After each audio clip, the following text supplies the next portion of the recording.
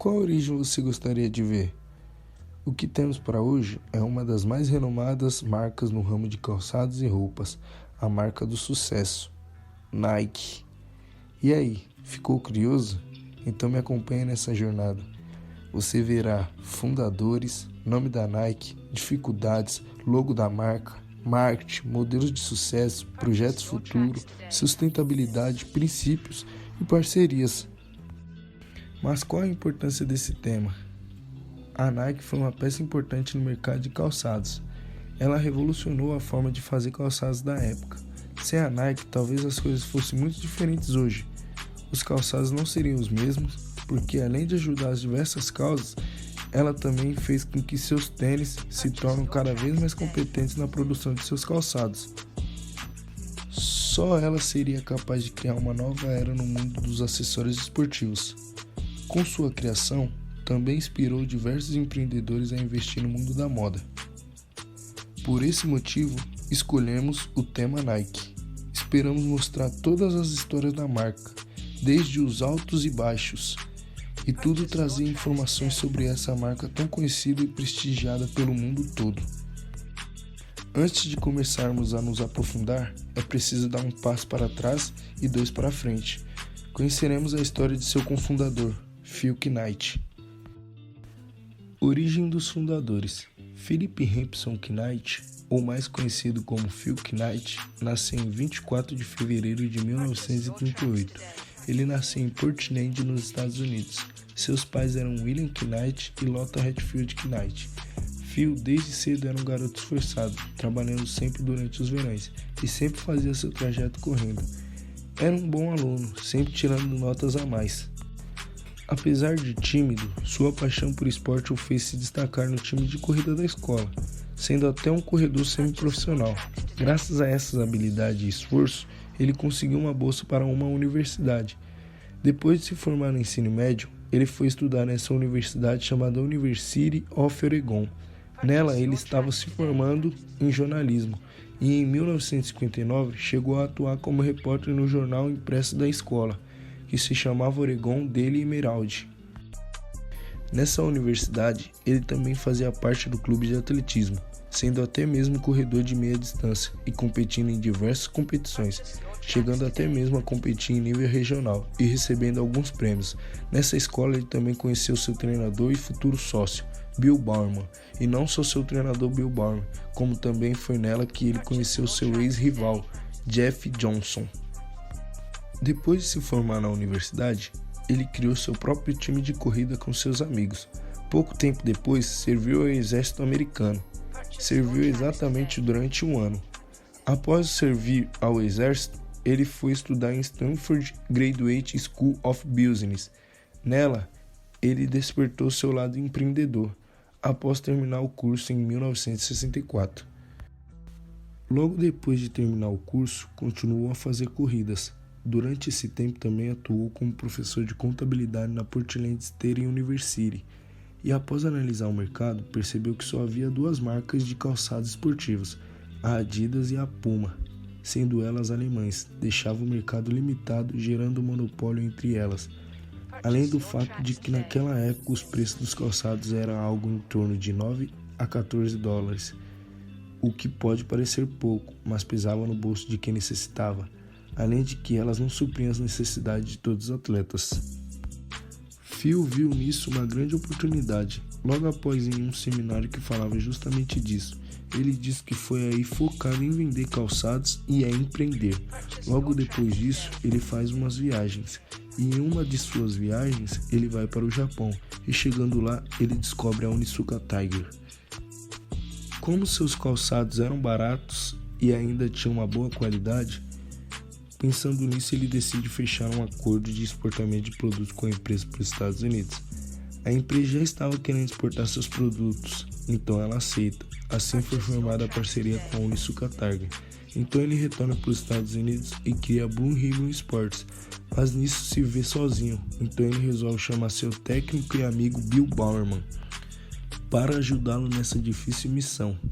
Como Bill era técnico, ele vivia em constante contato com os atletas Isso lhe deu experiência de como analisar e melhorar os calçados para um desempenho maior dos atletas. Dificuldades do início. Assim que recebia os calçados, iam direto em estádios, escolas, universidades e convencia os estudantes, atletas a compararem. Ou quando não era isso, Phil vendia os calçados no porta-malas de seu carro e eles tinham muitos problemas de investidores.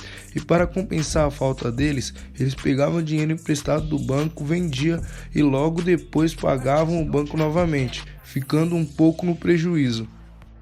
Em 1966, Bill Bowerman, no início de sua parceria com a Tiger, produz um tênis que faz muito sucesso.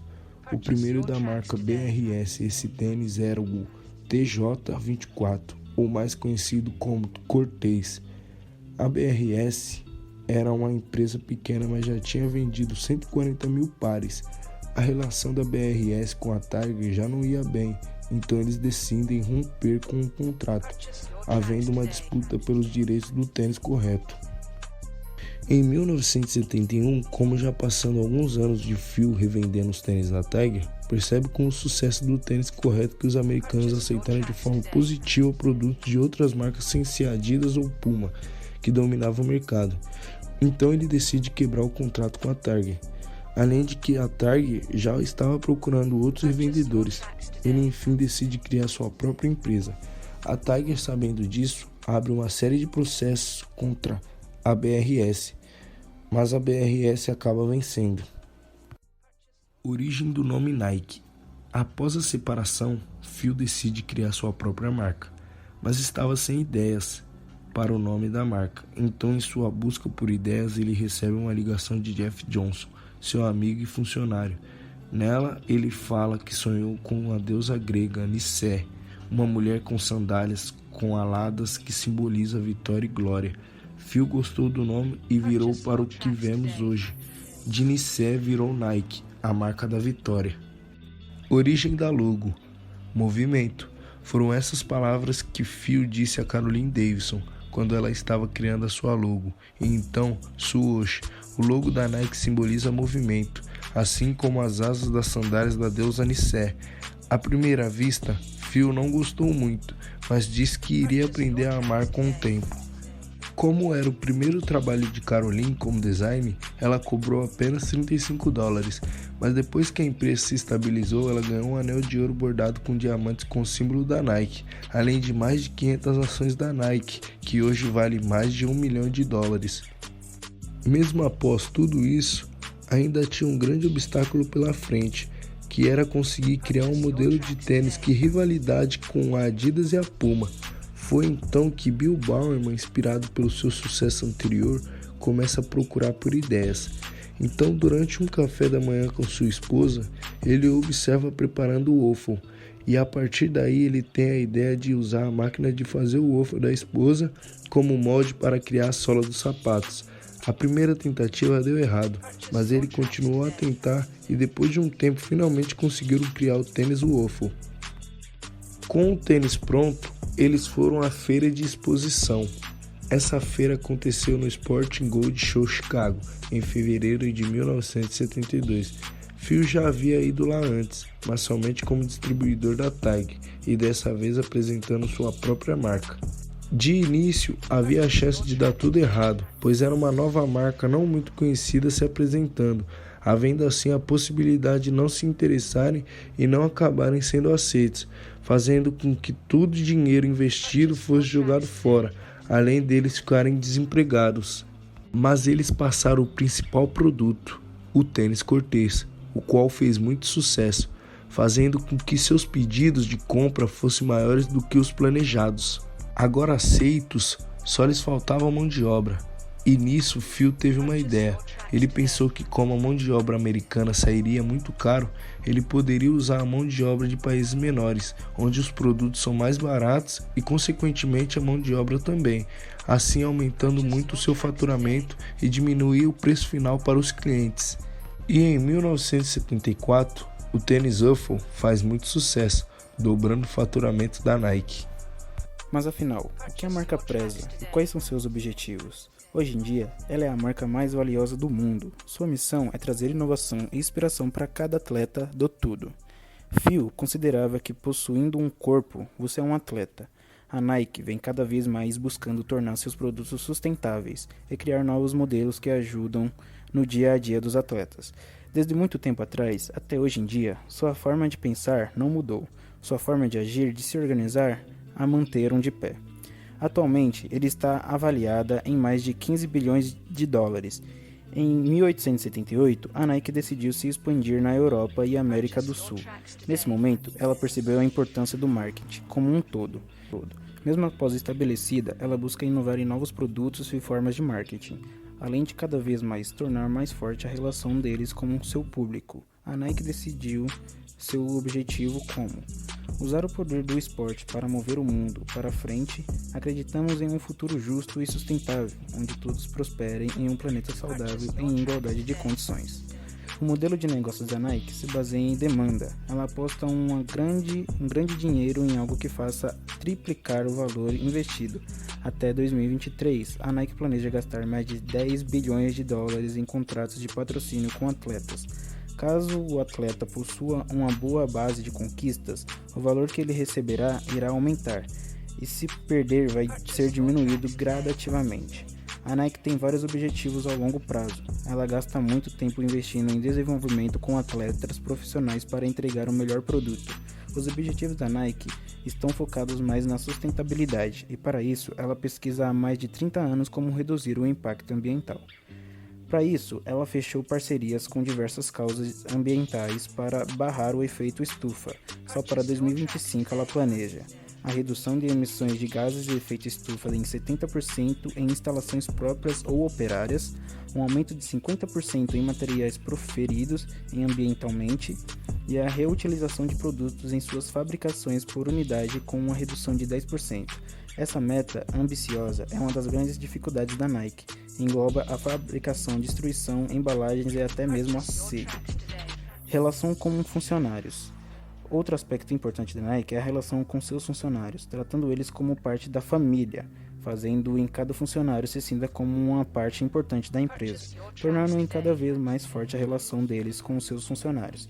E a Nike chegou até mesmo a quebrar o contrato com o jogador Neymar após suspeitar mesmo de ter abusado do funcionário da Nike. Ela acredita que a diversidade e a criatividade fazem do local do trabalho único.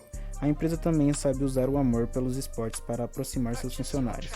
Como uma base global, ela partilha objetivos e metas com seus membros de equipe para se tornar cada vez mais ampla. A diversificada no quesito inclusão. Ela estabeleceu algumas metas para 2025, que pelo menos 45% dos cargos de vice-presidente sejam ocupados por mulheres globalmente, que seja ocupado pelos 35% da força de trabalho corporativa nos Estados Unidos por minorias raciais e étnicas, representações de 30% nas minorias raciais e étnicas de nível diretor no EUA, Estados Unidos. Tais minorias devem obrigatoriamente por americanos, índios, asiáticos, negros ou afro-americanos, hispânicos, latinos, nativos, havaianos ou outros ilhaus do Pacífico. Comunidade da Nike. A Nike sabe muito bem como impactar sua comunidade. Ela também tem diversas sedes espalhadas pelo mundo, mais conhecida como NCIF, Nike Community Impact Fund, é responsável por financiar programas de apoio para crianças da comunidade onde funcionários vivem. Eles doam por ano entre 5 mil a 10 mil por bairros. Em sua sede, Portland, esse número chega a ser 25 mil. Assim, eles causam um impacto na comunidade por meio de esportes e brincadeiras. Ela também oferece isso a crianças das regiões remotas como Tennessee, Arkansas, Mississippi para que possam despertar seu potencial através dos esportes. Dificuldades. Políticos e ativistas dizem que as empresas precisam fazer mais se não quiserem ser cúmplices dos abusos de direitos humanos pelo governo fiscal. As autoridades dizem que estão respondendo sobre risco de extremismos e negam acusações sobre supostos campos de concentração. A Nike disse que depois de questionar um de seus fornecedores, a Tech One Group, sobre o assunto, a empresa parou de recrutar funcionários de Xinjiang em suas fábricas. A empresa de roupas esportivas diz que o Taekwon afirmou que esses trabalhadores tinham a possibilidade de encerrar ou estender seus contratos a qualquer momento. Isso continua sendo uma questão de importância crítica, afirmou a empresa. Continuamos a recorrer à orientação de especialistas e estamos trabalhando com marcas e outras partes interessadas para considerar todas as abordagens disponíveis para lidar com essa situação de forma responsável.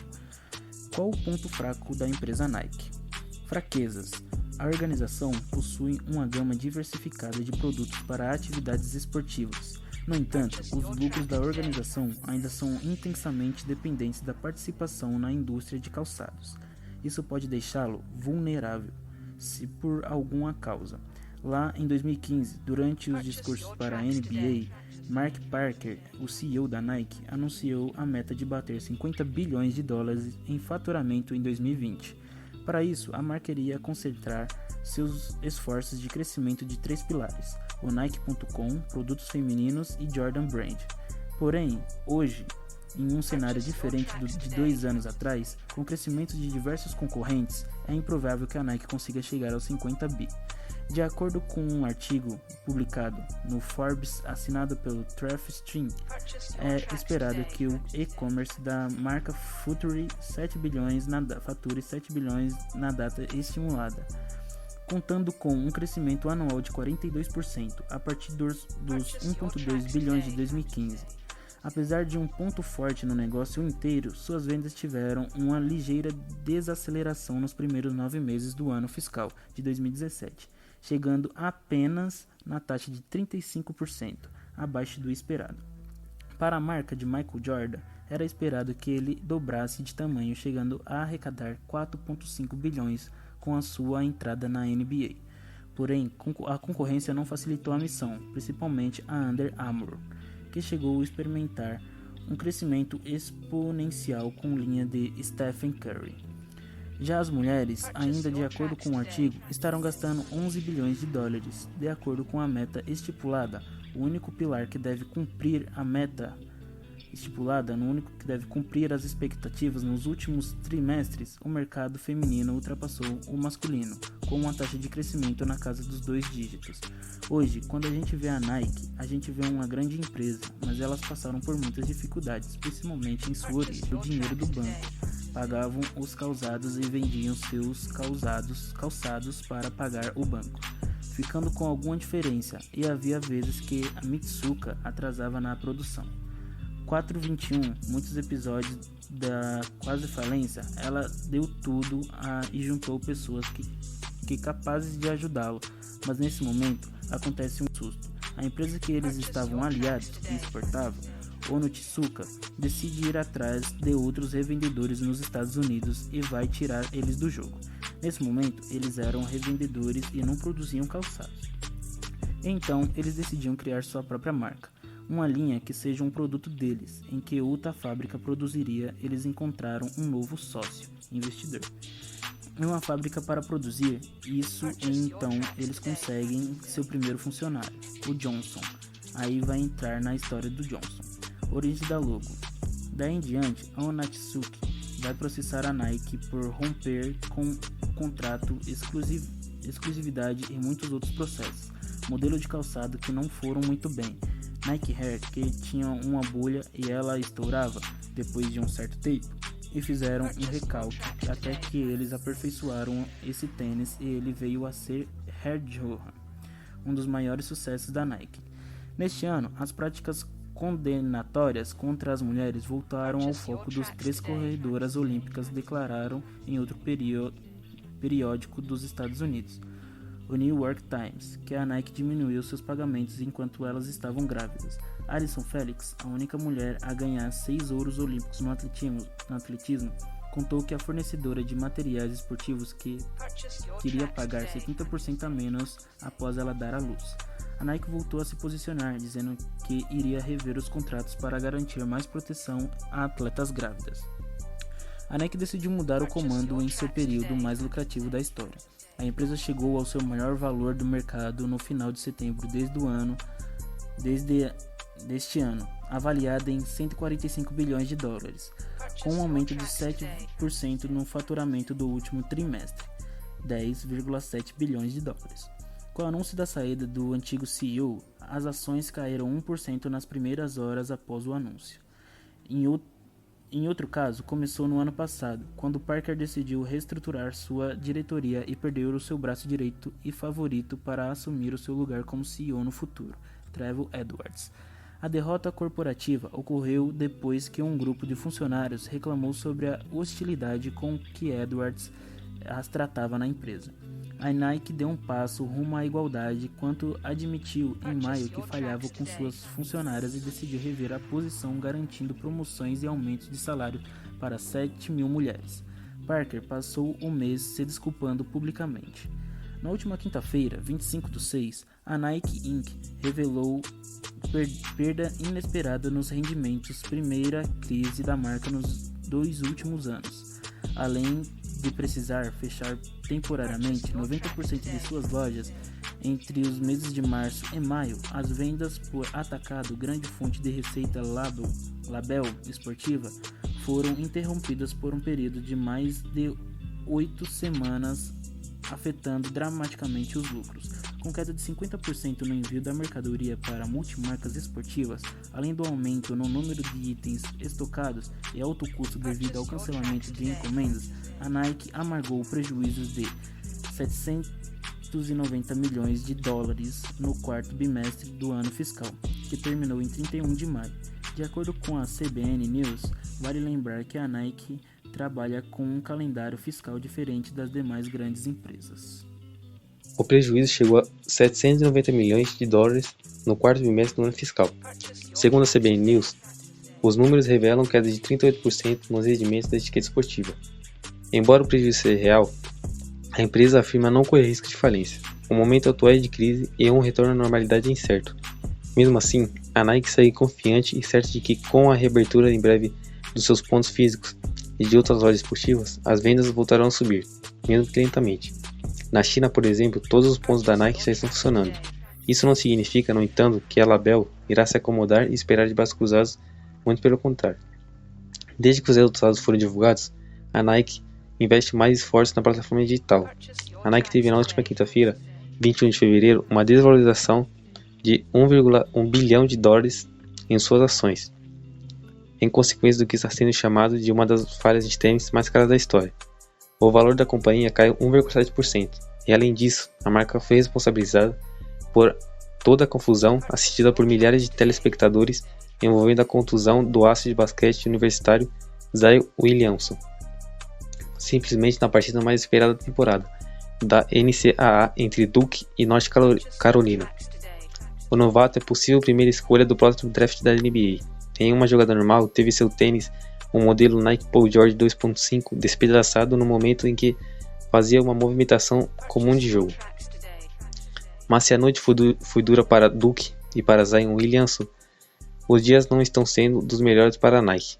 A marca de material esportivo frustrou a expectativa pela partida, que além de reunir dois dos maiores rivais do basquete universitário e a presença de Zion, teve a venda de ingressos com valores comparados ao do Super Bowl. A Nike se pronunciou oficialmente sobre o ocorrido, abre aspas. Estamos obviamente preocupados e queremos desejar a Zion uma rápida recuperação. A qualidade e desempenho de nossos produtos são de extrema importância. Embora seja uma ocorrência isolada, estamos trabalhando para identificar o problema, fecha aspas. Inicialmente, a empresa não fabricava seus próprios calçados, mas distribuía tênis produzidos em seu país pela Onitsuka Tiger, empresa fundada em 1949 com o objetivo de fabricar calçados para jovens atletas do pós-guerra. Em 1974, quando o primeiro carregamento de sapatos chegou ao Japão, Phil Knight viajou para as origens da empresa para convencer seus gerentes de que os Estados Unidos eram um bom mercado. Se dedicou a vender calçados no porta-malas de seu carro. O acidente é de um grande fracasso da marca, por vários motivos. De acordo com os especialistas em marcas Mario Natarelli, sócio-gerente da agência MBLM de Nova York, além de ferir o jogador que muitos veem como o melhor jogador de basquete universitário do país, o incidente foi uma falha muito visível na estrutura dos calçados de uma empresa comprometida com o desempenho e a tecnologia de seus produtos, salientou Notarelli. A Nike começou com o pé direito em 1962, originalmente conhecida como Blue Ribbon Sports. O foco da empresa consistia em fornecer tênis de corrida de alta qualidade, desenhados para atletas por atletas. Seu fundador, Phil Knight, acreditava que tênis de alta tecnologia para corredores poderiam ser fabricados a preços competitivos se fossem importados. O compromisso da Nike em desenvolver calçados inovadores para atletas dedicados ajudou a empresa a criar um objeto de desejo entre os consumidores norte-americanos. A Nike acreditava em uma pirâmide de influência, na qual as preferências de uma pequena porcentagem de atletas de primeira linha influenciavam as escolhas de produto e marca de outras pessoas. Desde o início, suas campanhas de marketing apresentavam atletas talentosos. O corredor Steve Prefontaine, seu primeiro porta-voz, tinha uma atitude reverente, que combinava com o espírito da empresa. Em 1985, a Nike contratou o então novato Michael Jordan como porta-voz. Jordan ainda era uma promessa, mas ele personificava um desempenho superior. A aposta da Nike compensou. A linha Air Jordan de tênis para basquete sumiu das prateleiras e as receitas atingiram mais de 100 milhões de dólares somente no primeiro ano. Como um repórter declarou, abre aspas, poucas empresas conseguiram identificar e contratar com tanta segurança atletas que se superam em seus esportes com tanto efeito. Fecha aspas. Em 1988, a Nike vinculou as primeiras propagandas da campanha publicitária de 20 milhões de dólares Just Do It.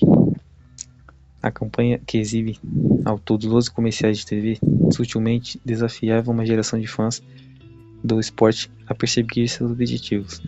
Era uma manifestação natural da atitude de Nike, de autocapacitação por meio do esporte. Quando começou sua expansão internacional pela Europa, a Nike descobriu que seu estilo norte-americano de fazer propaganda era considerado muito agressivo. A empresa percebeu que tinha que autenticar sua marca na Europa.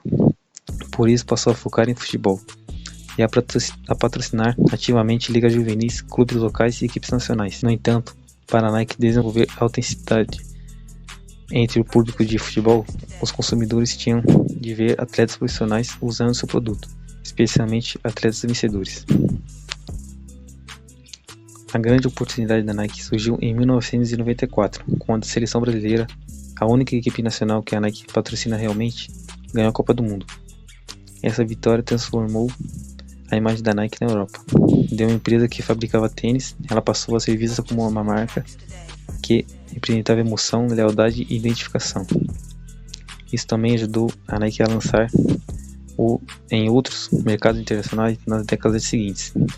E em 2003, as receitas no exterior ultrapassaram as domésticas pela primeira vez. Em 2007, a Nike adquiriu a Umbro, fabricante britânica de calçados e vestuário e equipamentos relacionados ao futebol. A aquisição contribuiu para aumentar a presença da Nike neste esporte, enquanto a empresa se tornava o único fornecedor de uniformes para mais de 100 times de futebol profissional em todo o mundo. A Nike concentrou seus esforços nos mercados internacionais, especialmente a China, durante os Jogos Olímpicos de 2008, em Pequim. Embora sua rival Adidas fosse a patrocinadora oficial do evento, a Nike recebeu permissão especial do Comitê Olímpico Internacional para veicular suas propagandas com atletas olímpicos durante os Jogos. Além disso, a Nike patrocina diversas equipes e atletas, incluindo a maior parte das equipes chinesas e 11 dos 12 jogadores de destaque do basquete masculino dos Estados Unidos. Naquele ano, as vendas na região asiática cresceram 15%, chegando a 3,3 bilhões de dólares em divisões internacionais da Nike, atingiram 53% da receita da empresa. Alguns acreditavam que a estratégia de marketing da Nike durante os Jogos Olímpicos foi mais eficaz do que o patrocínio olímpico da Adidas. Além de expandir a marca no exterior, a Nike entrou com sucesso em novas categorias de calçados, vestuário e equipamentos esportivos, usando endossos de atletas de grande projeção e programas dirigidos a comunidades e consumidores. A marca Nike do Golf, endossada por Tiger Woods, mudou o modo de vestir de golfistas profissionais. A poderosa influência de Tiger no jogo e seu inconfundível estilo Nike transformaram os campos dos principais campeonatos em passarelas de golfe. Além disso, a Nike usou o super-aço para ajudar a construir seu relacionamento com consumidores. Em 2009, lançou a seção Tiger Web Talkback no site NikeGolf.com, onde os fãs podiam fazer perguntas e ouvir Tiger falar sobre golfe. A sessão fez parte de um Dia Nacional de Experiência do Consumidor Nike Golf, que incluía demonstrações de equipamentos, campeonatos de long drive e promoções especiais nas lojas. No tênis, a Nike se aliou a Maria Sharapova, Roger Federer e Rafael Nadal para funcionar sua linha de calçados, roupas e equipamentos. Alguns chamaram a famosa partida de Wimbledon em 2008 entre Roger Federer e Nadal, ambos vestidos de cabeça aos pés com o famoso símbolo da marca, conhecido como SWOS, de um comercial de 5 horas da Nike avaliado em 10,6 milhões de dólares. A Nike se juntou ao 7 vezes campeão do Tour de France, Lance Armstrong, não somente para vender seus produtos, mas também para ajudar na campanha Livestrong do ciclista. A Nike desenhou, fabricou e vendeu mais de 70 milhões de pulseiras amarelas da Livestrong, arrecadando 80 milhões de dólares para a fundação Lance Armstrong. Ela também exibiu a mensagem de sobrevivência, força de vontade e doação de Armstrong em uma série de comerciais da Nike. Para promover sua linha de tênis e vestuário de basquete, a Nike continua a representar superstars do esporte, como Kobe Bryant e LeBron James. Além disso, afirmou uma parceria com a Foot Locker para criar uma nova rede de lojas, a House of Hoops por Foot Locker, que só vende produtos de basquete de marcas da Nike, como Converse e Jordan. Recentemente, a liderança da Nike na categoria de corrida subiu para 60% de participação de mercado graças à sua exclusiva parceria com a Apple. A tecnologia Nike Plus inclui um sensor que os corredores colocam em seu tênis de corrida e um receptor que se conecta a um iPod, iTouch ou iPhone. Quando o atleta sai para uma corrida ou treina na academia, o receptor capta sua milhagem, calorias queimadas e ritmo e armazena os dados até que sejam baixados. A Nike Plus agora é considerado o maior clube de corrida do mundo. Em 2008 e 2009, a Nike Plus promoveu a Human Race 10K, a maior e única competição virtual global do mundo. O evento, concebido para celebrar a corrida, atraiu 730 mil participantes em 2008 e ultrapassou esse número em 2009. Para participar, os corredores se inscreveram pela internet. A sessão da tecnologia Nike Plus recai na estrada no dia da corrida, correndo qualquer rota de 10 km de sua escolha a qualquer hora do dia. Quando os dados são baixados no receptor Nike Plus, o tempo oficial de cada corredor é publicado e pode ser comparado aos tempos de corredores de todo o mundo. Como muitas outras, a Nike vem tentando se tornar uma empresa e produtos mais ecologicamente corretos. No entanto, ao contrário da maioria, a Nike não promove seus esforços. Um consultor da marca explicou, abre aspas, a Nike sempre teve a ver com vencer. Como que a sustentabilidade é relevante para sua marca? Fecha aspas. Os executivos da Nike concordam que promover uma mensagem ecológica tiraria o foco de sua engenhosa imagem high-tech, e por isso, os esforços de reciclagem de tênis velhos e novos não são divulgados. Atualmente, a Nike domina o mercado de calçados esportivos com uma participação de 31% no mercado global e 50% nos Estados Unidos. O símbolo do SWOT está em tudo, de relógio de pulso a skates e touca de natação. A estratégia de longo prazo da empresa se concentra em basquete, corrida, futebol, fitness para mulheres, treinamento masculino e cultura desportiva. Com o resultado de sua expansão bem-sucedida em todos os mercados geográficos e categorias de produtos, a Nike é a maior fabricante de vestuário e calçados esportivos de alto nível do mundo, com receitas corporativas no ano fiscal de 2009 superiores a 19 bilhões de dólares. Modelos mais famosos e icônicos.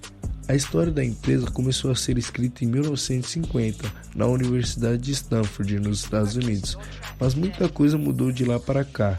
Dos calçados feitos praticamente à mão até a revolução no marketing esportivo nos anos 80, muitos tênis foram lançados pela marca, fazendo dela uma das principais responsáveis por construir a base da cultura sneaker de hoje em dia.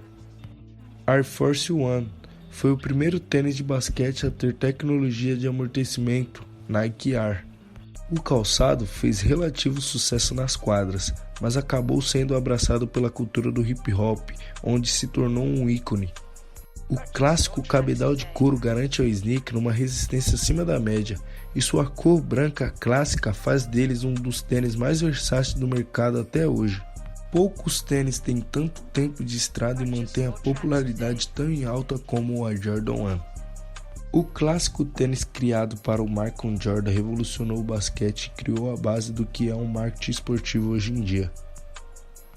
Um sucesso de vendas, que abriu as portas para uma das linhas mais populares de sneakers até hoje. Air Jordan 3. Se o Air Jordan 1 criou o conceito, o Air Jordan 3 consolidou a linha no mercado. Após uma recepção morna do Air Jordan 2, Michael Jordan pensava em largar a Nike para ir para uma concorrente. Foi quando o design de tênis Tinker Hatfield entrou na jogada. O cara apresentou um conceito tão revolucionário que convenceu o jogador a manter contrato com a Nike. O terceiro sneaker da linha bateu recorde de vendas e até hoje é considerado um marco. Nike Cortez. Originalmente, o Cortez era um projeto do criador da Nike em parceria com a marca Onitsuka Tiger. Conforme a marca do swoosh foi crescendo, ela decidiu encerrar a parceria e lançar um modelo por conta própria. Foi um sucesso de vendas no mundo do atletismo. Esse calçado tem uma aparição marcante em um filme de grande sucesso. O Nike Cortez é o tênis que Forrest Gump usa para correr ao redor dos Estados Unidos. Nike Air Max 90. De tempos em tempos, a Nike aposta em novas tecnologias de amortecimento para destacar seu tênis no mercado, mas até hoje nenhuma causou um impacto de vendas e cultural tão forte quanto o Air Max. A bolha de ar nos calcanhares foi obra do designer de sneakers Tinker Hatfield. Sua recepção foi tão forte que tiraram a Nike do segundo lugar de vendas de material esportivo nos Estados Unidos e fizeram da marca líder mundial do mercado até hoje. Nike Blazer Mid foi o primeiro grande tênis da Nike exclusivo para basquete. Teve vida curta nas quadras, mas acabou sendo abraçado pela cultura do skate, por ser um calçado bem resistente. Tem ganhado popularidade nos últimos anos por fazer parte de diversos colados famosos, como a Nike e a Off-White. Nike Air Max 95. O Air Max 95 foi o primeiro da linha a não ser criado pelo Tinker Hatfield. Originalmente era para ser um calçado de corrida, mas em pouquíssimo tempo se tornou um queridinho da galera do streetwear. Vale ressaltar também que o sucesso desse modelo foi tão grande no Japão que é considerado o responsável pelo nascimento da cultura sneaker no país. Nike Air Max 97. Inspirado nos trem-bala japoneses, o Air Max 97 foi o primeiro tênis da Nike a levar tecnologia A em quase toda a extensão de sua sola. Apesar de uma recepção morna nos Estados Unidos, foi um sucesso no mercado europeu e acabou sendo um dos primeiros tênis a ser abraçado pela indústria da Asian Fashion. Figurou em diversos desfiles de moda ao redor do mundo. Nike Dunk. O Nike Dunk foi uma das principais bases usadas pela Nike para a criação do Nike Air Jordan 1. Depois do sucesso da linha do Michael Jordan, o calçado acabou sendo abraçado pela cultura do skate. Hoje vive um momento de alta popularidade após figurar diversas colaborações com marcas como Comme des Garçons, Off-White e Supreme. Nike Air Huarache. Lançado em 1991, O Arashi é mais uma das criações de Tinker Hatfield que marcaram a história da Nike. O calçado foi lançado para ser um tênis de corrida, mas em pouco tempo ganhou uma versão para o basquete também. A ideia inicial do seu design era criar um tênis que tivesse um exoesqueleto de proteção ao seu redor, o que foi considerado por muitos um tênis com elementos bastante futuristas. Sustentabilidade e reciclagem. A Nike tendo um crescimento de 10% ao ano, a responsabilidade ambiental da empresa também precisa aumentar. No relatório de sustentabilidade de 2015, a empresa garantiu que seguirá rigorosos padrões que assegurem menos impacto ambiental. CEO da Nike afirma que a empresa já vem seguindo esse caminho há algum tempo. De acordo com a revista Fortune, hoje 70% dos produtos de vestuários e calçados da marca são produzidos com componentes recicláveis. Nós adotamos a inovação sustentável como uma poderosa ferramenta para o crescimento e como um catalisador de mudança, afirma Mark. Entre os objetivos que foram divulgados no relatório distribuído aos investidores, metas ambiciosas como lixo zero em aterros até 2020, produtos 100% vindos de empresas que se adequam aos padrões ecológicos da Nike e alcançar até 2025 o uso de energias 100% renováveis, eólica, solar ou geotermal, nas fábricas próprias da empresa, onde cada uma for mais eficiente. A Nike decidiu levar um de seus modelos mais ícones de chuteiro ao conceito de sustentabilidade que tem permeado os lançamentos da marca recentemente. O objetivo com a nova Mercurial é levar os jogadores ainda mais longe, protegendo ao mesmo tempo o planeta e o futuro do esporte. Modelos. Batizada de Nike Mercurial Vapor Next Nature, a chuteira é produzida com no mínimo 50% de conteúdo reciclado por peso e tem como principais características o fato de ser leve e rápida. Segundo a marca, o modelo ainda traz diversas inovações sustentáveis. A placa, feita com 100% de materiais reciclados, oferece aceleração rápida e mobilidade para as mudanças bruscas de direção, além da tração de que os jogadores precisam em campo. A tecnologia Flyprint, um método de fabricação que produz poucos resíduos, está presente na parte superior do calçado e tem como objetivo oferecer caimento e um melhor controle de bola. A Flyprint ainda é responsável por peças mais leves e ventiladas do que os tecidos de trama e costura tradicionais.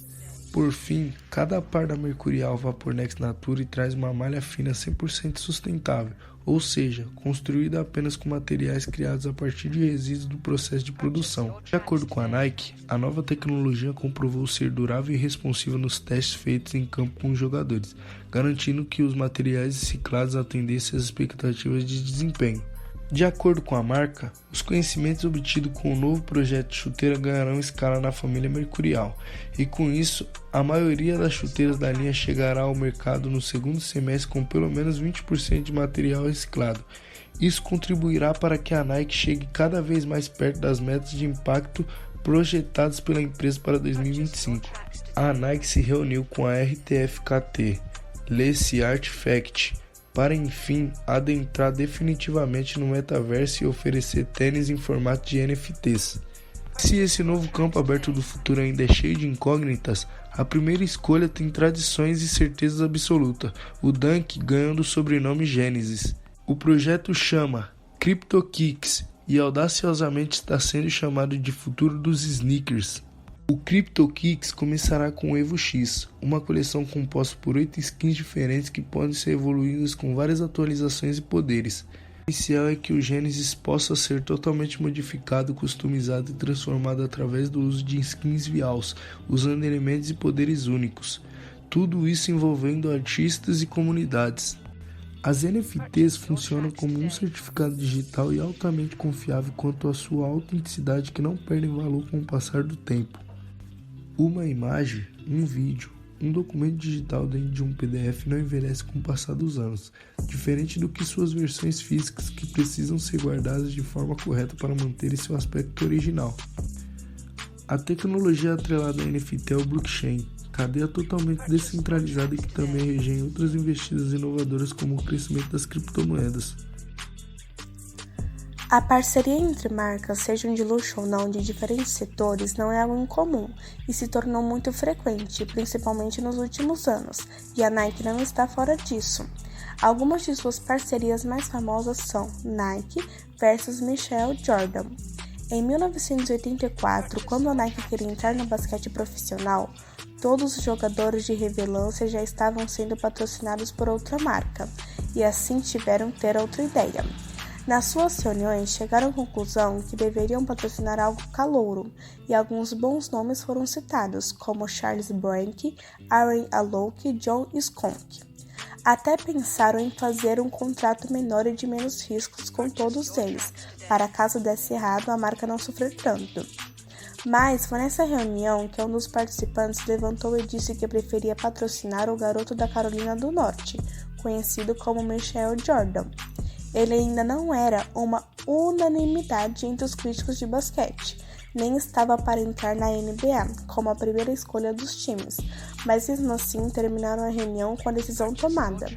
O rosto que deveria estampar a marca dos tênis personalizados deveria ser Michael Jordan. Após alguns encontros e reuniões, a Nike conseguiu fechar um acordo com o jogador. O acordo estava estabelecido em $550 mil e mais um pedaço dos lucros. Para um jogador que estava surgindo não era nada mal. Nike vs Louis Vuitton. Tendo causado uma grande expectativa entre os fashionistas e os escarnados, em junho de 2021, foi anunciada uma parceria inédita entre a casa francesa com a grande marca americana de artigos esportivos Nike, em específico com a icônica linha de tênis Air Force One. Os mesmos modelos da colaboração da Nike e Louis Vuitton foram leiloados dia 19 de janeiro de 2022, 2 meses após o falecimento de Virgil Abloh, diretor criativo da linha masculina da Louis Vuitton. Os modelos da colaboração que foram apresentados foram leiloados pela casa de leilões Sotheby's e possuem uma base de $2 mil. A renda da venda será revertida para o fundo Theory About Post-Merge Scholarship Fund, que apoia estudantes negros dos Estados Unidos em parceria com o Fashion Corporate Fund. Nike vs Billie Eilish. Billie Eilish, em parceria com a Nike, produziram alguns modelos que representavam o estilo despojado da cantora. O primeiro deles é um Air Jordan 15, que foi desenhado com um estilo bem futurista. Este modelo ainda traz a logo que faz parte da identidade visual de Billie Eilish, o nome dela na parte dentro do tênis. Depois do modelo de escanear mais futurista, Billie Eilish, justamente com a Nike, decidiu lançar o segundo design em um dos sucessos da marca, que é o Air Jordan KO. Este segundo modelo vem em verde neon, que é uma das cores preferidas da cantora, já que está na tonalidade vista em vários produtos oficiais da Billie. É claro que a Nike teria que ter algum detalhe a mais, então além de tudo que já foi dito, esse novo modelo ainda brilha no escuro. Nike vs Supreme. Desde o início deste ano, quando foi divulgada a união com a Louis Vuitton, o Sterling ganhou uma nova perspectiva, principalmente sob o olhar das marcas de luxo. A última novidade fica por conta da nova parceria firmada com a Nike para o desenvolvimento de produtos da sua linha Air Umara, como a paleta composta por verde, azul, rosa e preto. A parceria não somente resultou nos modelos de tênis da Air Umara, como também em jaquetas, calças e bonés, todos confeccionados em nylon resistente à água. O principal diferencial fica por conta do efeito do material refletivo, escolhido para estampar os longos e outros detalhes. Nike vs Paul George. A parceria da Nike junto com Paul George trouxe um modelo com a temática do mais recente console do Sony, o PlayStation 5. Eles usaram um modelo inspirado no tênis de basquete PG5 de George, as cores características do novo console, e foi nomeado como Nike do PlayStation 5. Anteriormente, a empresa já lançou um tênis PG2, em parceria com um jogador de basquete, que inclusive trazia o logo da PlayStation na parte de cima da língua, brilhante em azul claro, além do tênis ser preto. Nike vs Travis Scott. Travis Scott, em colaboração com a Nike, anunciaram um calçado e, além disso, também uma nova linha de vestuário colaborativo. Liderando o caminho, esta é uma jaqueta forrada em NRG Cortex, que vem equipada com bolsos frontais para celular e marca Cactus Jack, do topo do fechamento do pescoço e nas costas. Foi feito um leilão que mais de 1 bilhão de pessoas que se inscreveram para o sorteio do tênis em apenas 30 minutos. O lançamento da Nike é o primeiro de Travis desde a tragédia em seu festival Air the World. Enquanto legítimo e sua investigação continua sobre o que aconteceu, o artista começou lentamente a voltar ao entretenimento mainstream. Além das parcerias, a Nike também tem diversos patrocínios. Alguns dos mais populares são dos times de futebol, sendo eles Inter de Milão. O Inter de Milão é patrocinado pela Nike desde 1998. A última renovação do clube com a Nike ocorreu em 2013 e tem vigência até 2023. Atlético de Madrid. A parceria do Atlético de Madrid com a Nike teve início em 2001. O contrato atual entre o clube e a empresa americana tem vigência até 2026. Corinthians. Em 2017, o Corinthians renovou um contrato com a Nike que tinha previsão para 2025. Este período foi ampliado para mais 4 anos e agora vai até 2019. Chelsea. A parceria entre o Chelsea e a Nike começou em 2017. Antes, o time era patrocinado pela Adidas e tinha contrato até 2023. Paris Saint-Germain. Em 2019, o Paris Saint-Germain estendeu seu contrato até 2032. Liverpool. O Liverpool é o único grande clube europeu patrocinado pela Nike no momento. Até a temporada 2019-2020, o Liverpool era patrocinado pela Neblance. Barcelona.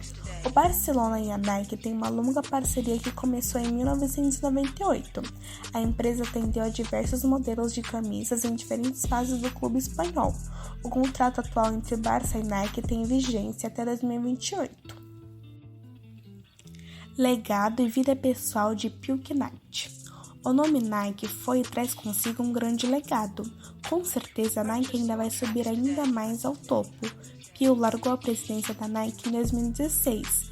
Ele atualmente é o 25º homem mais rico do mundo, com um patrimônio estimado em 49,9 bilhões.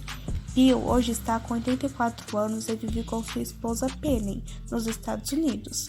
Phil é casado com Penny desde 1968. Durante sua vida, ele teve 3 filhos: Travis Knight, Christina Knight e Margaret Knight. Mata, infelizmente, morreu após um acidente de mergulho em 2004. É estimado que ele tenha doado 500 milhões para centros de câncer, além de doar 1,5 bilhão para a Universidade de Stanford. Também doou 105 milhões para escolas businines. Ele ajudou em diversas causas e instituições. O atual presidente e CEO da Nike é o John Downey, com sua experiência no comércio e tecnologia. Ele foi o CEO ideal que vai levantar a Nike ainda mais longe.